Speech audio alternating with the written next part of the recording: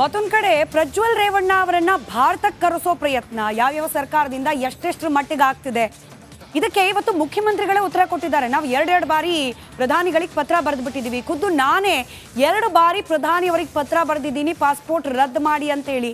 SIT ಟೀಮ್ನಿಂದ ಕೂಡ ಪತ್ರ ಬರೆಯಲಾಗಿದೆ. ಇಷ್ಟಾದ ಮೇಲೆ ನಮ್ಮ ಸರ್ಕಾರದ ಇಂಟೆನ್ಷನ್ ಕ್ಲಿಯರ್ ಇದೆ. ಪ್ರಜ್ವಲ್ ರೇವಣ್ಣ ಅವ್ರ ಮೇಲೆ ಬಂದಿರೋ ಆರೋಪ, ಅದಕ್ಕೆ SIT ರಚನೆ ಆಗಿದೆ, ತನಿಖೆ ಆಗ್ತಾ ಇದೆ.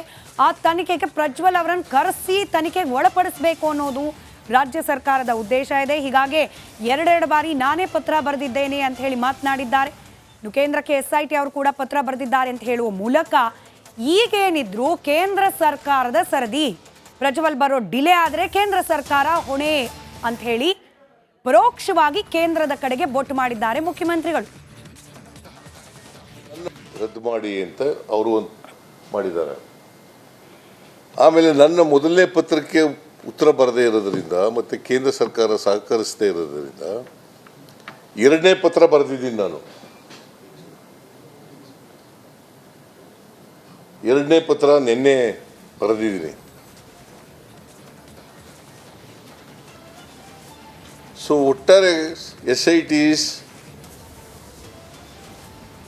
ಅಕ್ಯೂಸ್ಡನ್ನು ಸೆಕ್ಯೂರ್ ಮಾಡಬೇಕು, ಇನ್ವೆಸ್ಟಿಗೇಟ್ ಮಾಡಬೇಕು, ಮತ್ತು ಚಾರ್ಜ್ ಶೀಟನ್ನು ಹಾಕಬೇಕು, ತಪ್ಪಿತಸ್ಥರಿಗೆ ಶಿಕ್ಷೆಯನ್ನು ಕೊಡಿಸಬೇಕು ಅಂತಕ್ಕಂಥದ್ದು ನಮ್ಮ ಉದ್ದೇಶ. ಮತ್ತು ಕಾನೂನು ರೀತಿಯ ಏನೇನು ಕ್ರಮ ತಗೋಬೇಕು ಎಲ್ಲ ಕ್ರಮಗಳನ್ನು ಕೂಡ SIT ಅವರು ತಗ್ತಾ ಇದ್ದಾರೆ. ನಾನು ಕೂಡ ಪತ್ರ ಬರೆದಿದ್ದೀನಿ, ರದ್ದು ಮಾಡಿ ಅಂತ ಅವರು ಮಾಡಿದ್ದಾರೆ. ಆಮೇಲೆ ನನ್ನ ಮೊದಲನೇ ಪತ್ರಕ್ಕೆ ಉತ್ತರ ಬರದೇ ಇರೋದ್ರಿಂದ ಮತ್ತು ಕೇಂದ್ರ ಸರ್ಕಾರ ಸಹಕರಿಸದೇ ಇರೋದ್ರಿಂದ ಅಶೋಕನ ಜೊತೆ ಮಾತಾಡಿರಬೇಕು ಅನ್ನೋ ಕಾಣಿಸುತ್ತೆ. ನನ್ನ ನೆಲದ ಭಾಷೆಯು ದೂರ ಬಲು ದೂರ, ಈ ಮನಕಂತೂ ದಾರಿ ತೋರುತ್ತಿದೆ. ಆ ಭಾಷೆಯದೇ ಬೆಳಕು ಬೆಳಕುವ ಬೆಳಕು ಬೆಳಕುವ. ದೂರ ಎಷ್ಟೇ ಹೋಗಿ ಈ ಭಾಷೆಯಿಂದ ದೂರವಾಗಲಾರಿರಿ. ವಿಮಲ್, ನಮ್ಮ ಭಾಷೆ ಕೇಸರಿ.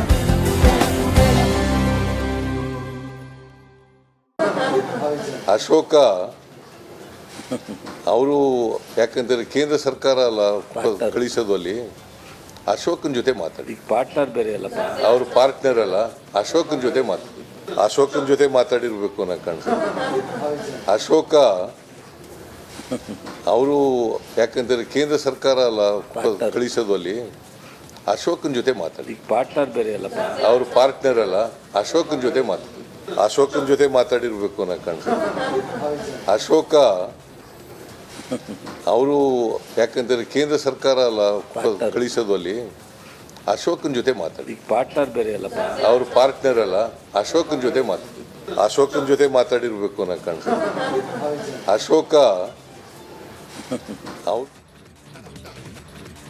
ಮತ್ತೊಂದು ಕಡೆ ಪ್ರಜ್ವಲ್ ರೇವಣ್ಣ ಅವರನ್ನ ಭಾರತಕ್ಕೆ ಕರೆಸೋ ಪ್ರಯತ್ನ ಯಾವ್ಯಾವ ಸರ್ಕಾರದಿಂದ ಎಷ್ಟೆಷ್ಟು ಮಟ್ಟಿಗೆ ಆಗ್ತಿದೆ ಇದಕ್ಕೆ ಇವತ್ತು ಮುಖ್ಯಮಂತ್ರಿಗಳೇ ಉತ್ತರ ಕೊಟ್ಟಿದ್ದಾರೆ. ನಾವು ಎರಡೆರಡು ಬಾರಿ ಪ್ರಧಾನಿಗಳಿಗೆ ಪತ್ರ ಬರೆದುಬಿಟ್ಟಿದ್ದೀವಿ. ಖುದ್ದು ನಾನೇ 2 ಬಾರಿ ಪ್ರಧಾನಿಯವರಿಗೆ ಪತ್ರ ಬರೆದಿದ್ದೀನಿ ಪಾಸ್ಪೋರ್ಟ್ ರದ್ದು ಮಾಡಿ ಅಂತೇಳಿ. SIT ಟೀಮ್ನಿಂದ ಕೂಡ ಪತ್ರ ಬರೆಯಲಾಗಿದೆ. ಇಷ್ಟಾದ ಮೇಲೆ ನಮ್ಮ ಸರ್ಕಾರದ ಇಂಟೆನ್ಷನ್ ಕ್ಲಿಯರ್ ಇದೆ. ಪ್ರಜ್ವಲ್ ರೇವಣ್ಣ ಅವ್ರ ಮೇಲೆ ಬಂದಿರೋ ಆರೋಪ, ಅದಕ್ಕೆ SIT ರಚನೆ ಆಗಿದೆ, ತನಿಖೆ ಆಗ್ತಾ ಇದೆ. ಆ ತನಿಖೆಗೆ ಪ್ರಜ್ವಲ್ ಅವರನ್ನು ಕರೆಸಿ ತನಿಖೆಗೆ ಒಳಪಡಿಸಬೇಕು ಅನ್ನೋದು ರಾಜ್ಯ ಸರ್ಕಾರದ ಉದ್ದೇಶ ಇದೆ. ಹೀಗಾಗಿ ಎರಡೆರಡು ಬಾರಿ ನಾನೇ ಪತ್ರ ಬರೆದಿದ್ದೇನೆ ಅಂತ ಹೇಳಿ ಮಾತನಾಡಿದ್ದಾರೆ. ಕೇಂದ್ರಕ್ಕೆ SIT ಅವರು ಕೂಡ ಪತ್ರ ಬರೆದಿದ್ದಾರೆ ಅಂತ ಹೇಳುವ ಮೂಲಕ ಈಗೇನಿದ್ರು ಕೇಂದ್ರ ಸರ್ಕಾರದ ಸರದಿ. ಪ್ರಜ್ವಲ್ ಬರೋ ಡಿಲೇ ಆದರೆ ಕೇಂದ್ರ ಸರ್ಕಾರ ಹೊಣೆ ಅಂತ ಹೇಳಿ ಪರೋಕ್ಷವಾಗಿ ಕೇಂದ್ರದ ಕಡೆಗೆ ಬೊಟ್ಟು ಮಾಡಿದ್ದಾರೆ ಮುಖ್ಯಮಂತ್ರಿಗಳು. ರದ್ದು ಮಾಡಿ ಅಂತ ಅವರು ಮಾಡಿದ್ದಾರೆ. ಆಮೇಲೆ ನನ್ನ ಮೊದಲನೇ ಪತ್ರಕ್ಕೆ ಉತ್ತರ ಬರದೇ ಇರೋದ್ರಿಂದ ಮತ್ತು ಕೇಂದ್ರ ಸರ್ಕಾರ ಸಹಕರಿಸದೇ ಇರೋದ್ರಿಂದ ಎರಡನೇ ಪತ್ರ ಬರೆದಿದ್ದೀನಿ. ನಾನು ಎರಡನೇ ಪತ್ರ ನಿನ್ನೆ ಬರೆದಿದ್ದೀನಿ. ಸೊ ಒಟ್ಟಾರೆ SITs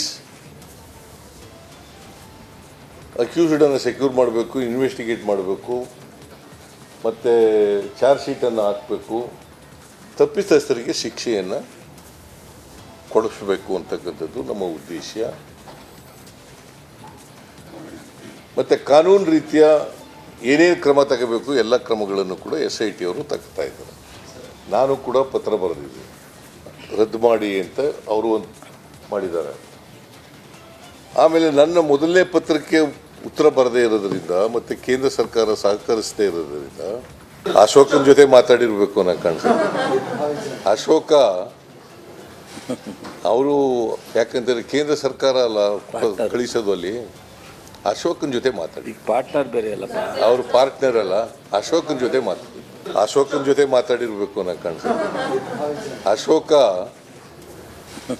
ಅವರು ಯಾಕಂದರೆ ಕೇಂದ್ರ ಸರ್ಕಾರ ಅಲ್ಲ ಕಳಿಸೋದು, ಅಲ್ಲಿ ಅಶೋಕನ ಜೊತೆ ಮಾತಾಡಿ. ಪಾರ್ಟ್ನರ್ ಬೇರೆ ಅಲ್ಲಪ್ಪ. ಅವರು ಪಾರ್ಟ್ನರ್ ಅಲ್ಲ, ಅಶೋಕನ ಜೊತೆ ಮಾತಾಡಿರಬೇಕು ಅನ್ನೋ ಕಾಣಿಸುತ್ತೆ. ಅಶೋಕ